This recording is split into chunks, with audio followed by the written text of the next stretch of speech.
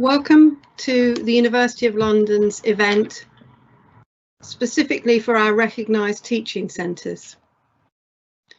It's a great pleasure and an honour to have you here. We have what we hope are a large number of people in the audience. There were certainly a lot who booked for this event.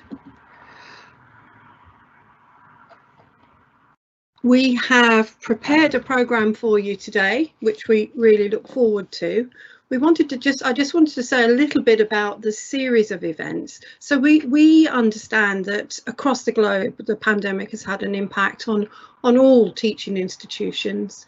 And we also understand that going forward, there's a level of uncertainty and insecurity for all of our students in terms of what the next academic year holds. So we thought it might be useful if the Centre for Distance Education could offer some support to our highly valued recognised teaching centres where so many of the University of London students are based. The event today is the first of 3 events. Today we're looking at learning and teaching and pedagogy, really. In the next 2 events, we will be looking at student experience and then after that strategic management and planning for what is certainly going to be a complex new year next year. I think it's important to recognise that we're all going to be faced with changes. At any moment we could go in or out of lockdown, and we need to be able to provide a flexible experience for our students, moving from online to other types of resource to face-to-face opportunities back in the buildings. So what we want to do today with this event is to try and demonstrate some of the ways in which you might approach dealing with that. We provided you with a link, which I hope you received, to a pre-workshop, and we've provided a range of resources that you might want to look at as a follow-up. So today's event itself is part of what we want to show you about how you might approach flexible distributed learning with your students. Consequently, while you're attending this event, what I hope you can do is to consider the way in which we are working with you and think about what are the implications for your own practice and your own development for next year as you work through. Really, you need to spot the things that you think are good ideas and also spot the things that you think didn't really work very well and that you would do differently. It's a great opportunity for you to do that. So let me just take a moment to introduce my colleagues and myself. So I'm Dr. Linda Amran Cooper, and I'm head of the Centre for Distance Education at the University of London. Many of you will have met me on occasions or seen me speak at various events in Senate House, and I can't wait to see you all back in Senate House again, hopefully at some point next year. We have with us Professor Stephen Brown, who is an executive lead and editor-in-chief within the Centre for Distance Education. We have Matt Philpott, who is a colleague working at the University of London in our School of Advanced Studies. And we have Vicky Brown with us also, who is a learning technologist within the School of Advanced Studies. So working together, the 4 of us have put this event into action for you. We hope you enjoy it. We will be sending an evaluation form around afterwards, so please feel free to interact with us. As there's such a large number of participants, you'll note that you are not able to turn on or off your video or your mic. I think that's unfortunate, but it was going to be the only way to deal with a large number of participants and the difficulty of managing broadband. So what you have is an option, and we would really hope that you will take it, to engage in questions, to provide us with questions and comments. On the screen now, you should be able to see how to do that. And we are very keen to hear your feedback and your comments and your questions as we go through. OK, I'm going to hand over to Matt now, who's going to introduce the details of our event. Thank you very much.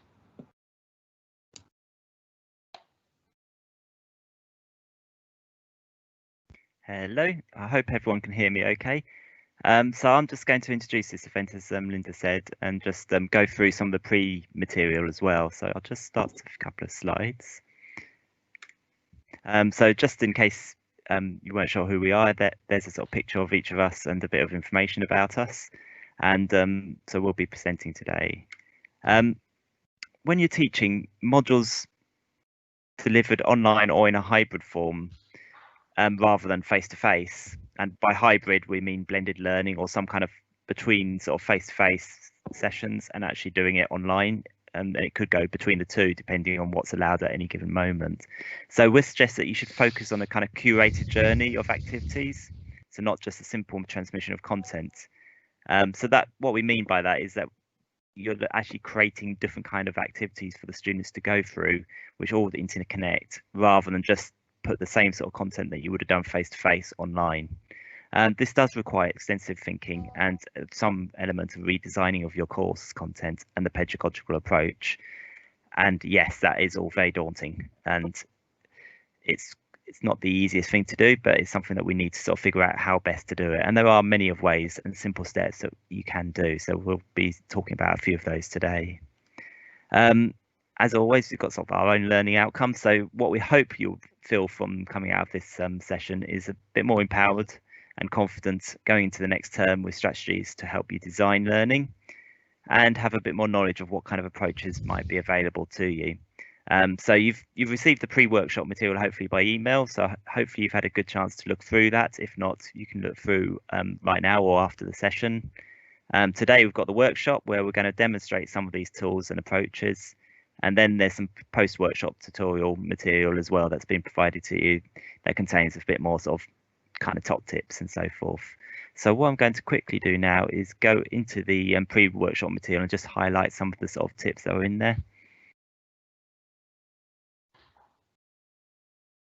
So I'm hoping you can you all see that screen okay? Matt, I can see your PowerPoint See the slides screen. Only. Okay, I was worried that might be the case. One moment.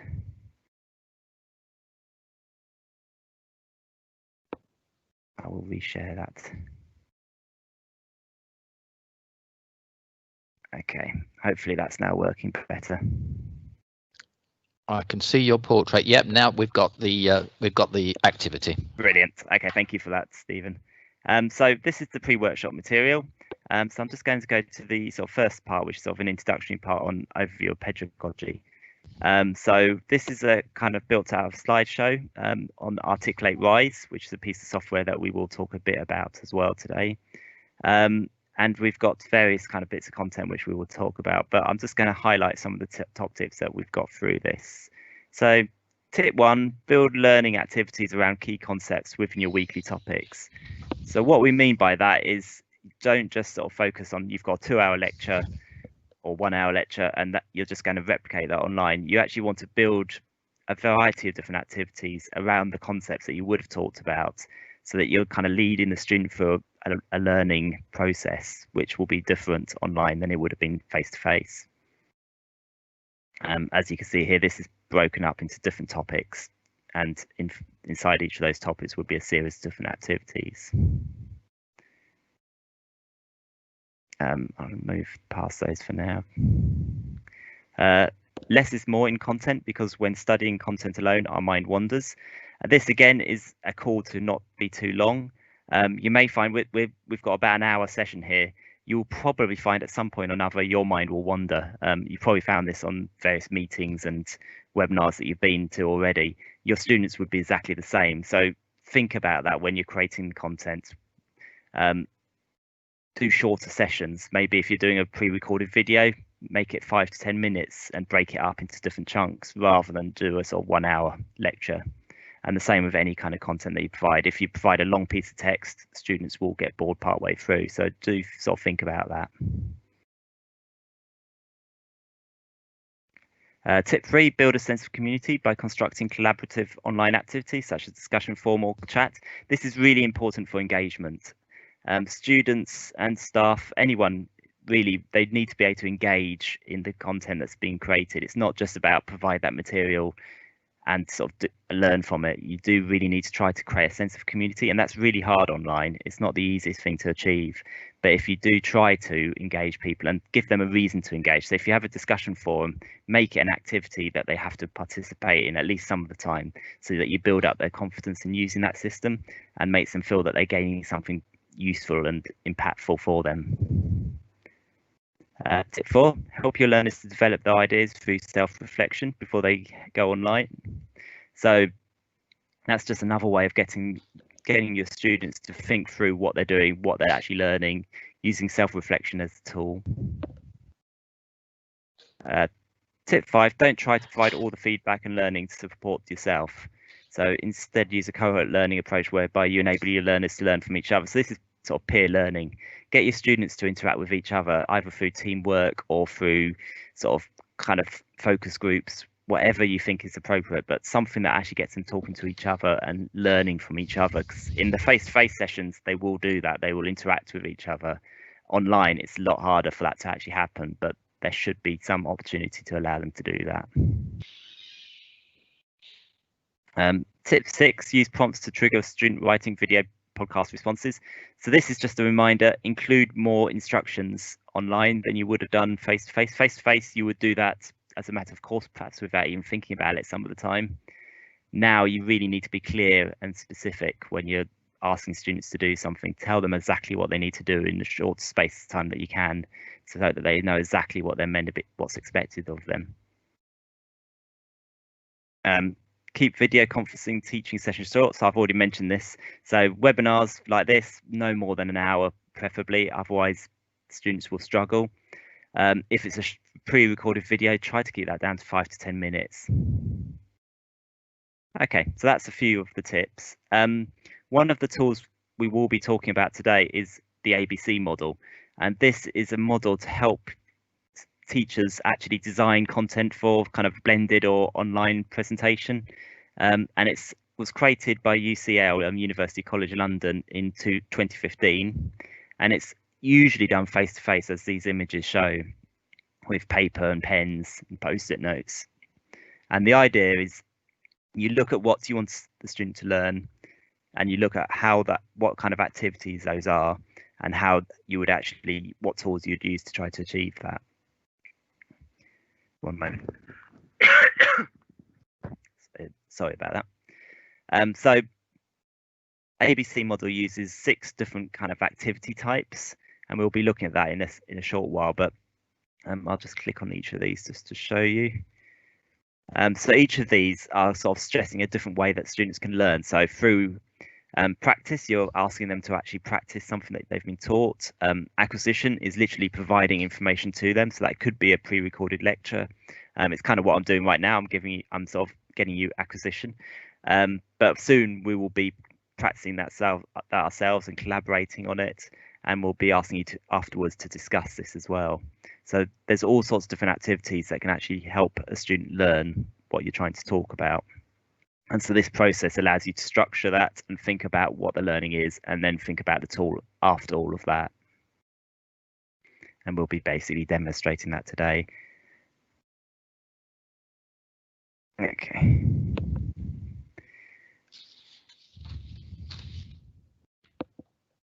We asked you, or provide an opportunity to do a Padlet activity as well in the pre-workshop material, and this is a version of that. So it shows all sorts of different kind of activities that you can do. So we've got a few items here. So investigating our school subscribes to My Maths, which has interactive investigative lessons which students work through. So that's an opportunity for students to investigate a subject area, mathematics. And acquisition here, students follow an introduction to a new concept presented by teacher via interactive whiteboard. So again, they're sort of learning from the teacher doing, but in an online space. So this is hopefully, if you would like to add more things to this, that would be great. Because then you can build up kind of a sharing of that resource. All you need to do is go to that pink button at the bottom, click on that, and then add your own item and type something in there, and it's really easy to do. So please do take part in that. We will be talking about Padlet as well. So I think that is mostly of what I have to say. I think I will pass over to Linda now, who wants to say a bit more on the pedagogy side of things. Thanks, Matt. That was really helpful. So what we have there in the course is a really strong range of resources that can help you. But what I'd like to do is take us back to the question of pedagogy, really. So, Matt, are you sharing your screen? I've forgotten. I think you were going to share the screen and show us the first slide, the one with the cogwheels on, or was I doing that? Apologies. If you can do it, Linda, then you can use your cursor to point at the things that you want to draw people's attention to. Okay, let me try and do that then.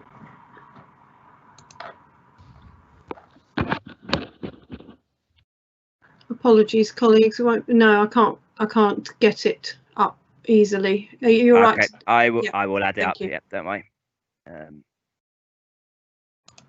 Okay.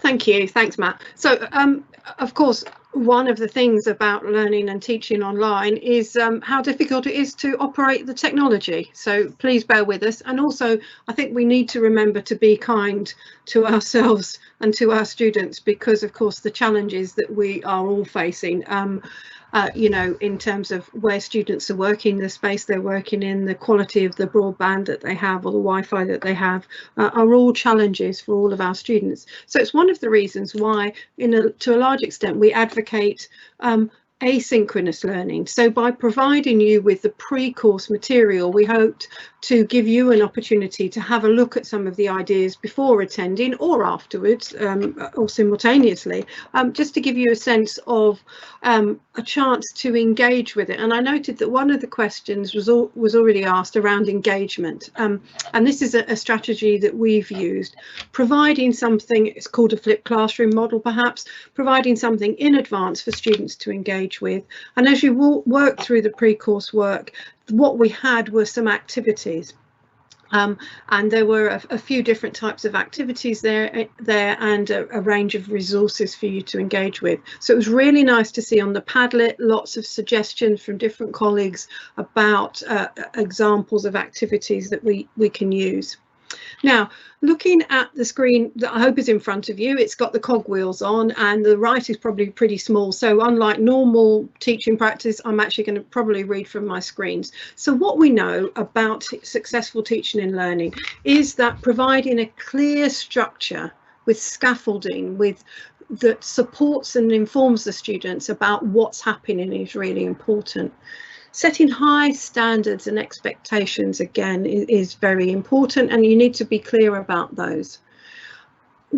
Key to successful online, distributed, face-to-face learning is the idea of learning as collaboration. And using learners' knowledge, their pre-knowledge, their experience, and bringing that into the classroom as much as possible. The idea of active learning sits at the heart of successful pedagogy, in our opinion and in our experience.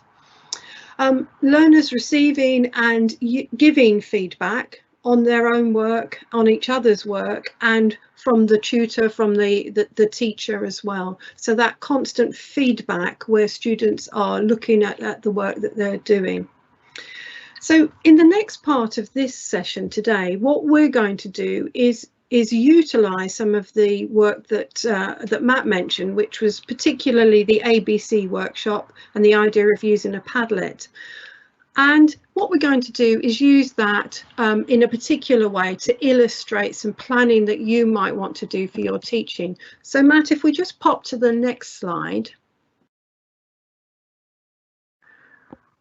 What we have here is an approach that we find is successful and recommended, of course, and there are many approaches, but this is one that we would particularly recommend when you're thinking about designing what you're going to be doing with your students in a period of weeks, or over a whole module or course, or even just for a particular session. So it's the idea that you start with what you want the students to know or be able to do, the learning outcomes. You're then going to think about the assessment. Now, in teaching centres, often the assessment is set by the University of London in terms of closed book exams, etc. But there's the idea of formative assessment, of understanding the success of your students as well, that is part of this process.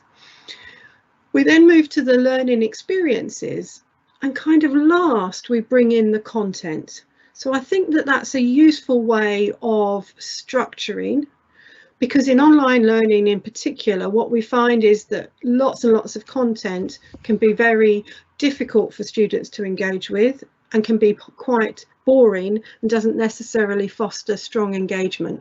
So learning experiences and the content is there really just to support those learning experiences. So I'm going to hand over to Stephen now to start the demonstration that we're going to do of this type of activity for planning. Thanks, Linda, and hello everyone.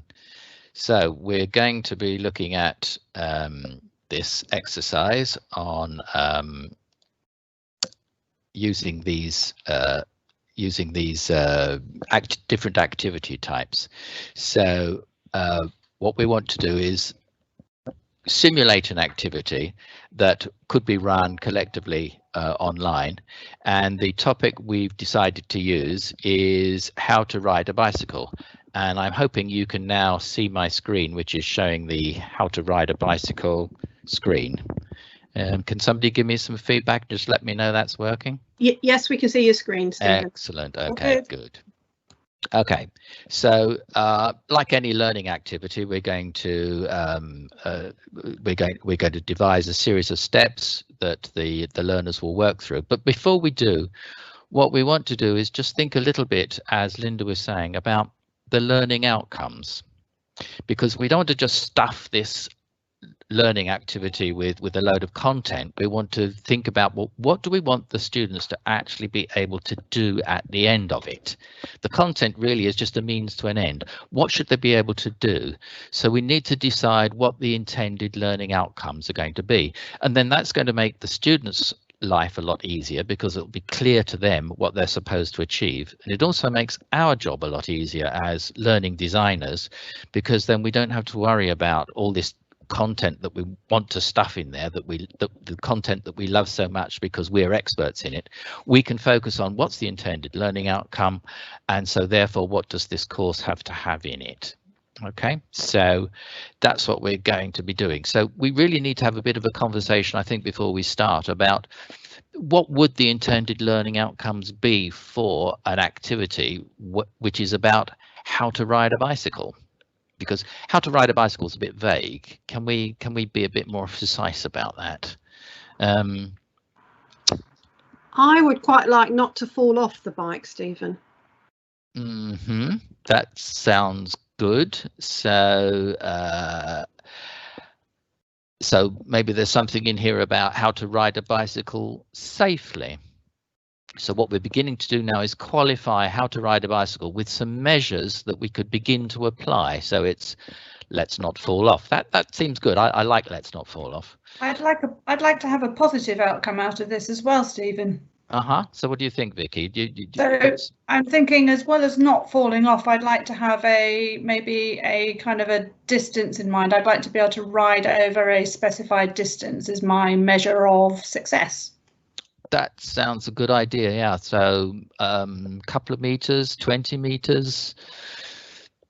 20 meters sounds good. Not too far, but far enough to show that you can do it. Yeah. And sorry, Matt, go on. Yeah, I was just going to say awareness of the road as well. So being aware of other vehicles, other people, sort of other cyclists. I think that's quite crucial as well, that we should be making sure that they know how to do that. Yeah, so you're not steering in a difficult or a dangerous direction and crashing into other cyclists, or steering into the path of a lorry or a bus or something that's bearing down on you. Exactly. The other thing is in order to stop you going under a bus, then it would be really useful to be able to use the equipment on the bike, like the brakes. So not just putting your feet down, but if you've got a bike with brakes, being able to use the brakes safely without going over the top of the bike. I'm going back to my previous learning experience here. So being able to operate the bicycle safely, in other words, yeah. So it sounds like we've got something. We've elaborated a bit now on how to ride a bicycle, and it's how to ride a bicycle safely over a distance of at least 20 meters and control it again safely, and over that distance of 20 meters. It implies that we can actually steer the thing as well. So there's an element of distance, safety, and control in all of this. Does that capture it reasonably well, do you think? Are there any other outcomes we want to achieve, or would that do us? I think that's a good start for a basics course, isn't it? Maybe signalling to turn left or right so that you can give other road users an indication of where you're going. Okay, that's a good suggestion too. So it's kind of part of the control, but it's another aspect of the control. So signalling. So we've got a central concern about safety and distance, but there's a big control element to do with the brakes, the steering, and signalling, so that other road users know what we're doing or intending to do. Okay. So if we proceed on that basis, then we could move into this exercise: how to ride a bicycle. And you should now be able to see a Padlet board, and down the left hand side, if I point, you should be able to see we've got the different activity types. Yeah, and we've got some other activities here. And our task Stephen, in this, sorry, yeah. if the audience want to, Vicky, would you repost the link to this so people can actually look at this on a device themselves if they want to? I'm doing that right now. That's just a little thing you could do with your students as well, give them access to a live document that you're all working on. So whilst that's happening, what we've got here is a variety of different activities. And our task is going to be to take some of these activities and move them to create a sequence, a logical sequence that works to achieve the intended learning outcomes that we've decided on. So here we've got, here's one we made earlier. Students will be able to ride successfully over a distance of 20 meters. They should be able to indicate, they should be able to brake and steer, and they should have some knowledge and understanding of the highway code, the rules of the road, because if they don't, then there is a real danger that they'll misread a sign and do something dangerous. So you'll notice some of these cards are color coded. So we've got some green and we've got some purple, and that's because we've color coded some of them in advance to indicate the kind of learning activity they are. And perhaps we need to talk about this a little bit to make sure that we're happy with the codings that we've got.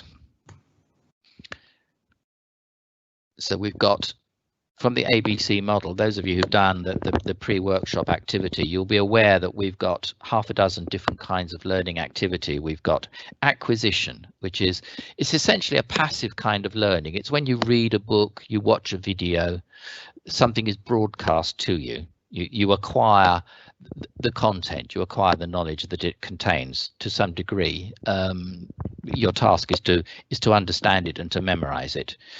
Then another kind of activity is practice. So as the name suggests, you're rehearsing your ability to do something. Then there's discussion. And then there's investigation or inquiry. And then there's collaboration, doing things together, and producing stuff, production. So what we've got here are for example, is production. Here's an example, the way the teacher motivates the learner to consolidate what they've learned by articulating their current conceptual understanding and how they used it in practice. Okay, acquisition and so on. So how do we want to start this?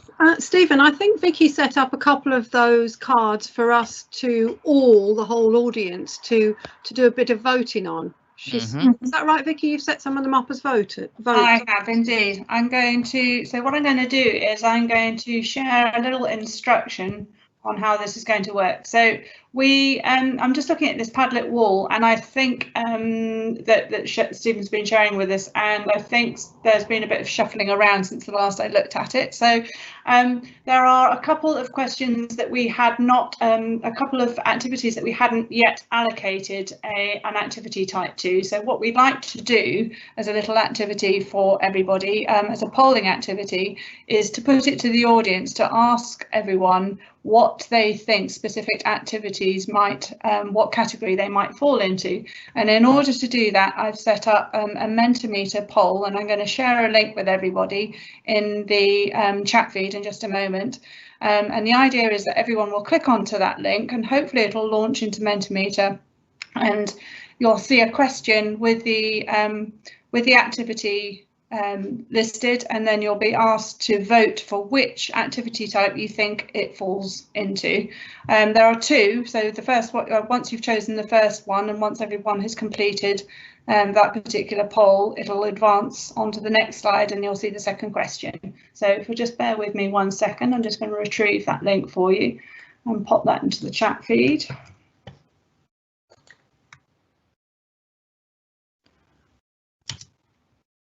Okay, can you see that okay? So there's it should be a menti.com link. And can you see that okay? And you should be able to launch that link. Yeah, it's in the question and answer area. Yeah. Okay. And it's menti.com, yeah. Okay. So you should be able to, okay, I can see that somebody has already voted, which is great news. Stephen, can I take control? Yeah, you take control now, yeah. Screen? Yeah, so if you unshare, and I can share. Yep, done. My screen, then I want to share this. Okay. I'm getting poor network messages, so I'm not sure if you can see my screen. Okay, we can see can you see my screen? Yes, I can, yes. Okay, so here, this is the live votes as they're appearing on the screen. So the question we asked you was, start practice on bike with collaborator holding seat until moving stably. And we asked you, is this acquisition, investigation, collaboration, discussion, practice, or production?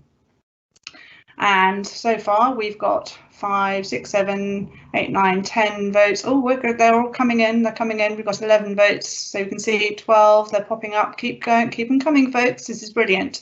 So this is live voting using a free tool called mentimeter.com and using this code. So you have access to this tool that you can use in a similar context. And the nice thing about doing this is it gets in a big audience like this, you can have your audience participating. So it's instead of just us talking at you, you can actually join in. And one thing that I'm not sure whether Linda mentioned, but when we do this kind of a workshop with smaller groups, is that we can break out and actually have discussions. But obviously with a larger group like this, this kind of activity, polling activity, lends itself quite nicely. But obviously we can't do breakouts with large numbers of people. So this is one way of getting around that. I'm just going to leave this open for a little bit longer. We've got 25 people going. And there's another slide sitting behind here. So I'm going to leave it just for a few more seconds. I can close the voting here, but incidentally, so you should be able to see that I've got some various options appearing. So I'm just kind of showing you the workings behind the scene. I can start a countdown. I can advance the slide to the next question as well. And also I've got the correct answer showing, so I'm kind of giving you a bit of a heads up here of what's happening, but you can see then that collaboration is in actual fact the correct answer. So for those of you that haven't already voted, I've just given you the answer. So collaboration is the correct response to this activity. So on that basis, I'm going to advance the slides. We've got 32 responses. 19 of you, interestingly, thought this was practice. So Linda, do you want to comment on that? Well, actually, I think it's a really good question, because it's definitely about practicing. It says start practicing on bike, but it is a collaborative practice, isn't it? Because, well, certainly when I learned to ride a bike, I needed a parent to hold on to the seat before I fell off, or I needed those little wheels that go on bikes as well. So it could be either a practice or a collaborator, but or a collaboration. But I think the important thing is that it's active, isn't it? It's very active learning here. Are we going to pop on to the next question, Vicky? Yep. The next question then is select the appropriate activity type. Student reads the highway code. Can you see that next question appearing now? Yes. Excellent. Yeah, it's appearing for me on the Mentimeter screen.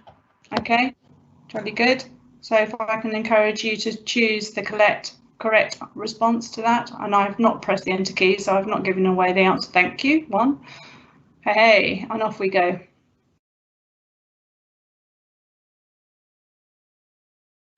We've got a couple of people going for acquisition, investigation. Quote, okay, yeah, acquisition obviously is a clear favourite.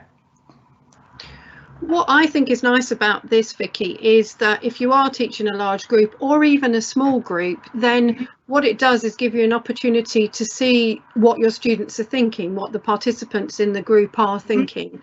And of course, some of these questions can be straightforward yes or no answers, what's 1 + 1, or they can be the kind of answers that, like the previous one, are more collaborative. So you have more of a discussion. So there were 2 possible areas for discussion in the last one. Was it a collaborative activity or was it a practice activity? It just gave us a chance to think a little bit about that. So in a way, often with these type of activities, it's nice if there's no right answer, because it creates a discussion point and will engage students. And imagine if this was about politics or about how effectively a government has handled the pandemic, you might get some really, really active engagement from students here. Yeah, and you really might be able to unpick some of those kind of thornier issues as well, absolutely, and record it as well. And it then could lead into a follow-up activity from that, in actual fact, because this is a really good way of gauging the temperature in the room for a specific thing as well. And it's also a nice way of kind of gauging whether your students have understood a particular area and finding out whether there's a particular area that you might want to revisit. Okay, so we've now got 34 votes. So if I now press the enter key, we should be able to see then that acquisition is indeed the correct learning type for student reads the highway code, because indeed they're acquiring information by reading that document. Okay, so I'm going to stop sharing my screen if I can.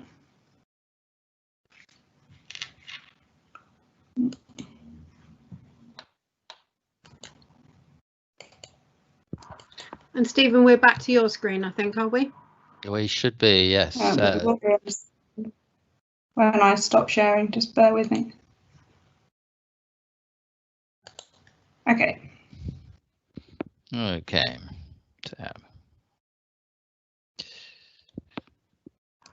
Just as an aside, isn't it really handy to be team teaching today? So there are several of us here, and I wonder if that's something that colleagues in the teaching centres might want to think about, ways in which they can support each other at events.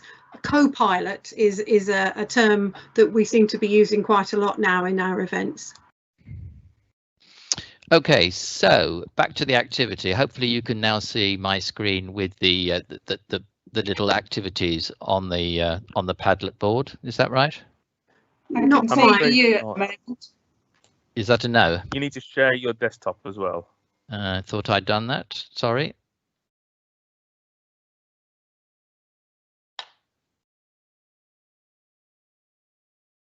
Can you see it now? Not yet, Stephen.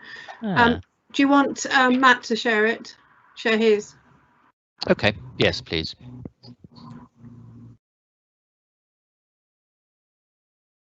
One moment.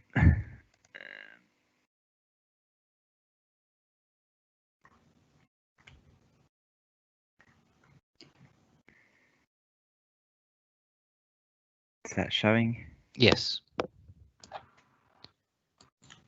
Thanks, Matt. Okay. Shall I talk through this? Or do you want, if you've got control, do you want to? Okay. So I think what we wanted to do now is just sort of look at some of these cards and sort of color code them to what we thought were the right activity types. So if we start with say this one, start practice on bike with collaborate holding seat until moving stably. We've already talked about that one, so we would color code that to collaboration, because you're collaborating with somebody else to actually be able to start practicing on your bike. Student reads highway code. We talked about that kind of activity. I think we'd probably be all agreed that it's acquisition. Would that be right? Correct. Yeah, so, absolutely. Yeah, happy with that. So Just reading I'm a using book. the blue for acquisition there, which actually I think on this one, because the one downside of Padlet is that there's not quite enough colours for all the different activity types, and so we've got 2 blues of different kind of pales, and acquisition was just left white because of that. So what I might do in this case, if you had a similar sort of issue come up, which I'm not sure if I can actually edit. If I edit that post, I'll just add acquisition as its heading, just so that we're aware of that fact that we've looked at that one already. And then student completes a multiple choice quiz on highway code. What do we think that one would be? I think that would be practice. I agree. I think that's practice, because I think it's a practice, but on the other hand, you could set it as a production. It could be the test. And those who have to learn to drive usually have to take a test in terms of the highway code or the rules of the road. So it could be a production or a practice. So I think it's an interesting one, because if it's a practice, then it's helping students themselves to understand and take control of their learning. So multiple choice quizzes are really valuable to add to the interaction, and also to give students a sense of, this is how far I've got, this is what else I need to focus on, particularly if they're then able to think, right, well, I got all the questions on this bit right, but I didn't get this bit right, so I can go back and have a look at that. And I think you will find quite a few of these activity types. You will have those times where you think actually that could be both. If you were doing that in a kind of paper version, when you're doing it face to face, quite often you would actually put down 2 different cards for the same kind of activity and explain the different elements of it. One part is practice, one part is production. You could potentially do that on a Padlet, but it gets a bit more complicated. So you may well just do what I've just done there and sort of just note that the card could be both, and you can then think about it in those 2 terms. Okay, so I think that's a few of them coloured in. What we also wanted to sort of do is actually look at how you would structure this. So each of these sessions could be weeks, or they could just be literally sort of what would have been a workshop in normal times. And so what you're looking at now is how you would structure that. So each session would sort of hopefully build one on each other, with some kind of mix of the different kind of activities. So if we start with this production, students produce video demonstration of safe riding and turning an intersection. Whereabouts do we think that would fit? Probably quite later on, because there's quite a lot needs to happen before we get to that stage, I would think. I'm not sure we even need it. It could be one of those activities where if we had a much longer period of time over which to run a course and a more sophisticated set of learning outcomes, we might want them to produce a video. But producing a video itself requires a lot of skill, and they'd be spending a lot of time learning how to produce a video. And what we really want them to do is to be able to actually do the activity of riding a bike safely. Yeah. So I'm not sure about this one at all, actually. So while it could be potentially useful in a sort of what bigger course, actually for the learning outcomes we're after, whilst it helps demonstrate they've learned that learning outcome, it doesn't really actually help them learn. So yeah, okay. So there's actually 2 activities going on there, aren't there? In fact. What about this? Yeah, that is true. What about the second one here? Student completes self-assessment test on highway code. Do we think that one's relevant instead? Certainly, if we want them to be successful in terms of understanding the rules of the road, we said that one of our learning outcomes is about safety. So that's a good way of them doing that, I think. I think that that's probably going to happen, you know, in session 2, not in session 1, because in session 1 they'll be sort of only starting out. So I think that's probably good. I think that could go anywhere. You arguably you could have it right at the beginning. However, from a motivational point of view, I'm thinking if I've signed up to do a course on learning how to ride a bike, I really don't want to be stuck with a load of theory at the beginning. You could do it. You could, you know, it would work either way. But I'd be more interested in getting on the bike. Absolutely. Okay, so let's get onto the bike. With practice, student repeatedly practices riding unaided, with aim of becoming more confident and fluid. So this feels to me like this is something that they've already done a few things first to get to this stage, that they have some confidence already. So where do we think that would fit? I think, Matt, you said really it's a sort of in session 2, isn't it? And it's worth noting that not everybody will get there that fast. Some of us, myself included, will be falling off for quite a long time before they're able to ride unaided. So it's also about thinking about the sort of pacing for the individual student, isn't it? But I think it's a good place to put it. Do you think it's session 2, Linda, then, or do you think it's aspirational for session 2? Maybe it's session 3. Could be, yeah, absolutely, yes. So that's independent practice, isn't it? And the nice thing about that, in terms of online education and in fact face-to-face education, is the idea that students can independently try stuff out. So they can solve maths problems or read documents and write summaries independently. That idea of giving them an opportunity to rehearse independently without having to share it with other people, and then later on they can share their findings. But it does build confidence and it builds engagement with lots of practice and activity to do. Okay. So the next one I'm going to choose here is an investigation one. So student explores parts of the bike to understand how brakes work and to understand the hand grip causes which will to have brakes applied. Well, I'm really worried about Linda falling off this bike, so I'd like to see this quite early. Yeah, so do that right near the beginning just to make sure that everyone's as safe as they possibly can be when they start out. Yeah, that sounds fair. Practice, student practices signalling before turning left or right. That's going to be a bit further on once you've got the hang of riding securely, because the thought of taking one hand off the handlebars gives you that sense of fear and balance. So it's going to be a bit later on. Yeah. So session 2. Yeah. Or the end of session 1. Session 2. Yeah. So I think, Matt, we can probably stop there. But what we wanted to illustrate with this activity was, and thanks to my colleagues for sharing in that, was the idea of structuring the learning experience through the process of considering chunks of activity, chunks of things, stuff that students are going to do, whether that's reading the highway code, doing a quiz on the highway code, or more importantly, getting on the bike.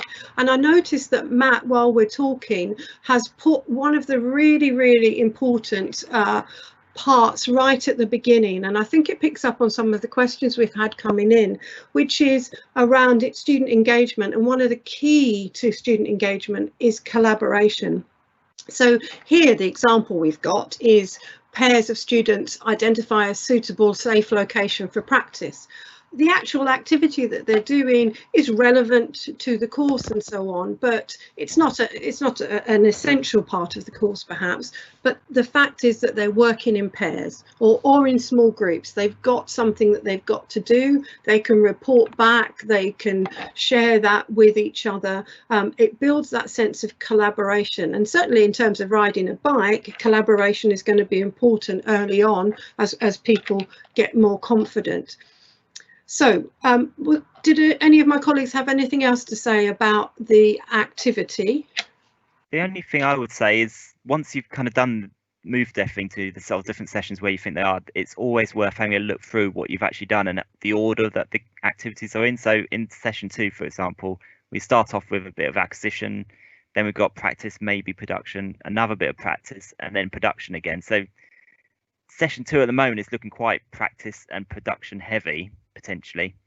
So we may want to actually add some collaboration into session 2 somewhere along the line, maybe some other kind of activities as well. So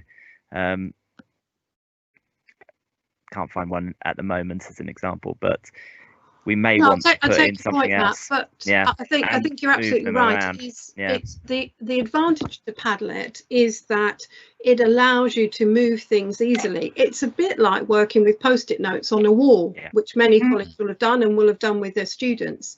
And this sort of collaboration in a piece of software, and Padlet, you can get a free account on that, and institutional accounts are not particularly expensive, gives you an opportunity for people to work together, to have those discussions. Why does this go first? Why does that go second? So not only is it a tool for teachers to design their teaching, it's also a tool that you can use with your students to support them in engaging with their activities. So we've got a number of questions now, and I think it would be really useful if we started to, I think at the moment, yeah, that's it. Thanks for unsharing the screen. If we started to have a look at some of the questions and sort of pick up on that in the last sort of 10 minutes or so of the session. So thanks, Andrew, for sharing the screen again, just to show people where the questions are. When you're in the question area, you can quite easily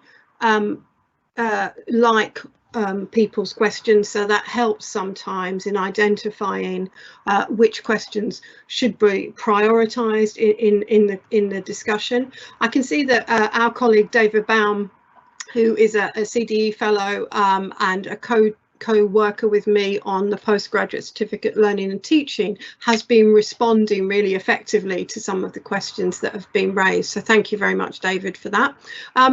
But I think in terms of questions now, if I'll just take a moment for people to add some more questions if they have, or add some comments. You can put a Q in front of your question if you like, which helps us to identify it as a question. And we'll take a moment to just sit back and watch the question panel, give you a chance to like those that you want answered, and then we'll start to address some of those.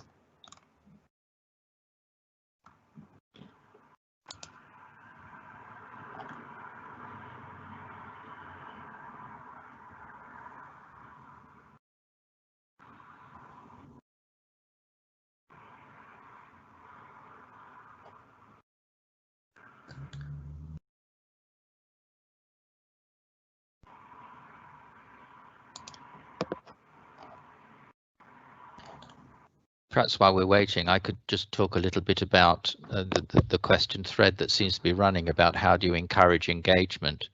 One of the ways that we have done this in the past is to provide pre-activities for people to do, so that they don't come to an online event cold. They've already done some work of some sort, and they've already reached an opinion, or they've produced something.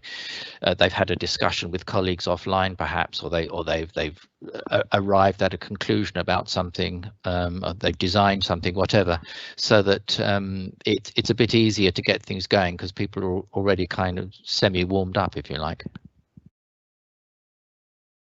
Yeah, and that could be really something very, very simple, like a sort of a quiz, a few quiz questions, or a quick forum sort of collaborative endeavour. It doesn't need to be anything complicated, but it can be some just to get them thinking about a topic, thinking about what they're going to be doing before you actually go to any live sessions. So yeah, it's a really good way to get them engaged before you even start talking with them. So do you mean, Matt, something like a question like, I don't know, what's the hardest thing for you about online learning? Something like that. Yeah. Yep, it could be sort of kind of getting them to self-reflect. So thinking about, you know, what do I struggle with, or do I struggle with this? It could be something much more topical as well, like sort of, you know, what is the most interesting part of this subject for you? And you can list a variety of options that they can choose, or ask them to actually put in a short piece of text, something along those lines. Or what's the best resource that you found online about this topic? And that's one thing Padlet can be really good at as well. You can put links in there, or files, so attached files, or images. I've seen really good Padlets where people have asked them to share an image, sort of kind of, what is your mood today, or what do you see outside your window right now? It's just an icebreaker, but it will get people thinking about that. And you can do that for much more interesting, much more topic-based subjects as well. So, you know, if you're looking at paintings, sort of select your favorite painting and put it onto the Padlet, and then you can start off a live session by talking about that a bit more. I think Matt, that's a really good point. One of the questions that Sadie Jane is raising is the issue of kind of turn up. You know, I think she mentioned that 50 are signed up to attend, but actually only 10 turn up. I think that's a really strong point at the moment, and we have to sort of recognise that people's lives are potentially exceptionally complex. Certainly within the UK, lots of students are dealing with, you know, having to do homeschooling at the moment, and I suspect that those things will go in and out over the next 6 to 9 months. And so the question is, how much has to be live? How much of your teaching actually has to be live at the moment? Because if you can get asynchronous activity going, I think it can be very, very valuable. Somebody at the beginning mentioned that some of their colleagues couldn't attend this morning. Absolutely understandable. So this event will be recorded, so this will be available to others to have a look at. Then they could perhaps use that in a small discussion group, for example. So setting an activity with some content, getting people to engage with it in an asynchronous way, and then the tutor can respond to what the students have put in or what the colleagues have put in. So I think it is, in some ways, we've got to make that sort of change from expecting to be able to do everything directly at the same time with the cohort of students to starting to think about how we can structure it so that we go in and out of live teaching as effectively as we possibly can. And that's perhaps where the ABC model activity types come in handy, because if you take something like, say, practice, it's possible to think, well, how can we create some practice activities for the learners to do on their own or with each other, so that we as the teachers don't have to be there all the time, and we can come in and out asynchronously perhaps and periodically comment on what we see that they're doing, or we can periodically look at results of self-assessment quizzes that they've done or whatever. But the activities can be designed so they can be getting on with it in their time that suits them, and not absorbing all of our time. And when you do the live session, it could actually be that you're more sort of going a bit deeper into the subject. You're answering questions and things that people don't quite understand, rather than actually doing teaching as you traditionally would. And the teaching is the asynchronous part that you do before and after, where this is where you just really develop that learning. So you can use the live sessions in a slightly different way, and it does mean that anyone that can't attend actually live will still be able to sort of gain all the actual necessary learning that's surrounding it. I think David's actually responded, as Linda said, to Sadie Jane's questions about use of Kahoot and everything, and students actually showing up to some of those live sessions raises the whole thing about, I mean, even pre-COVID, about engagement and students showing up and engaging with activities. And for me, it's really about it's making that learning relevant, and so incentivizing, doing all of those things that Matt's just mentioned about, you know, the students are going to want to show up because they know they're going to get something out of that session, and they're going to have to show up either synchronously or asynchronously in order to be able to get to the next stage of that learning. And unfortunately, in a lot of cases, students will only show up if they know that there's an assessment at the end of it. So that, you know, those are the cold hard facts, unfortunately. But also there's a sense of it's going to be fun doing whatever it is, and they're going to really get something out of it ultimately. Then eventually, I guess they're going to show up, right? And if we make it as accessible to them in all with a capital A and a small a, then that's as much as we can do. So my sort of tuppence. I'm going to just draw us to a close here now, because this is the hour. We have had an hour of people's attention, or possibly not, as we can't see them. We hope we've provided some ideas. At the start, I suggested that you might want to think about how some of the things that we're talking about here, how they can play out within your own teaching context. So the ABC model helps you to design and think about organisation of learning. The discussions we've had about synchronous and asynchronous, I hope, are helpful.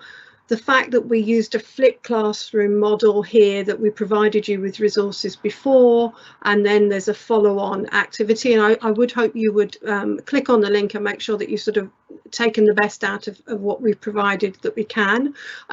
We will put material onto the VLE onto the CDE website, and we'll send you the link to that. And we'll also invite you to take an evaluation. We hope to see you at the next 2 workshops, or colleagues from your institution. It might be that the next 2 workshops, the first one on student experience and then the last one on strategy and management, might be more relevant for different types of colleagues within your institution. Very last point, in the follow-on material, you will see a variety of technology and software that you can use. So we've put together a sort of package which gives you some activities and resources that you can use to do various things like make videos or use voting software and so on. We hope that's useful. The Centre for Distance Education is part of the University of London. We want to support you as much as we possibly can. We welcome communication from you. There was our website address on the screen now, and many of you know my email address, and I'd be very happy to have an email from you. And I'd love you to join or send some of your staff to the next occurrence of the Postgraduate Certificate Learning Teaching in Higher Education, and we'll make sure we include a link for that information as well. Thank you very much for your time.